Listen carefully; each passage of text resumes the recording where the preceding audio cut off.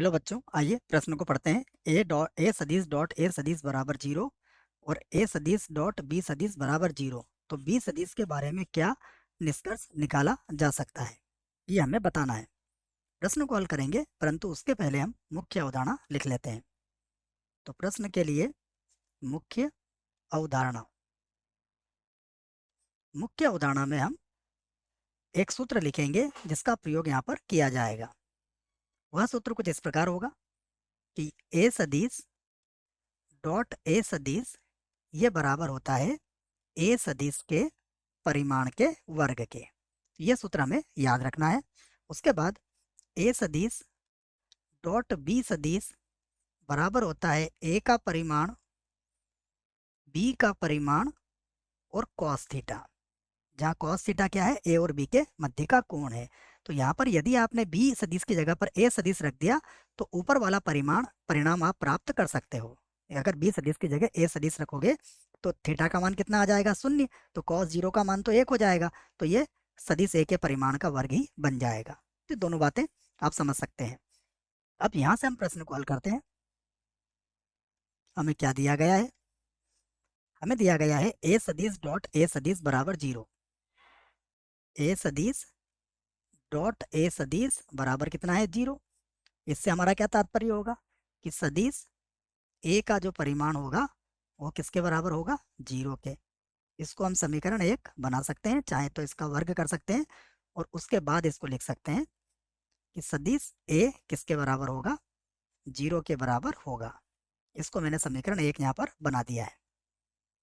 अब हम क्या करेंगे, जो दूसरी बात हमें दी गई है उस पर विचार करेंगे। अब हमें दिया है ए सदिश डॉट बी सदिश बराबर 0। तो हमें पता है ये किसके बराबर होता है, ये बराबर होता है ए सदिश का परिमाण, बी सदिश का परिमाण, कॉस थीटा बराबर 0। यहाँ पर हमें ए का मान कितना ए का परिमाण कितना दिया गया है, 0। तो ये हो गया 0 और उसके बाद गुणा सदिश बी का परिमाण कॉस थीटा बराबर 0। तो अब आप इस बात को क्या कह सकते हैं समीकरण 2 से? समीकरण नंबर 2 को अगर ध्यान से देखें तो 0 से गुणा होकर सदिश बी का कोई भी मान होगा तो ये 0 ही आ जाएगा।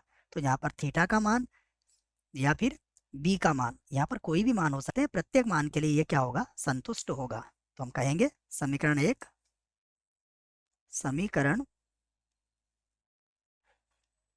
समीकरण 1 या 2 सत्य होगी, सत्य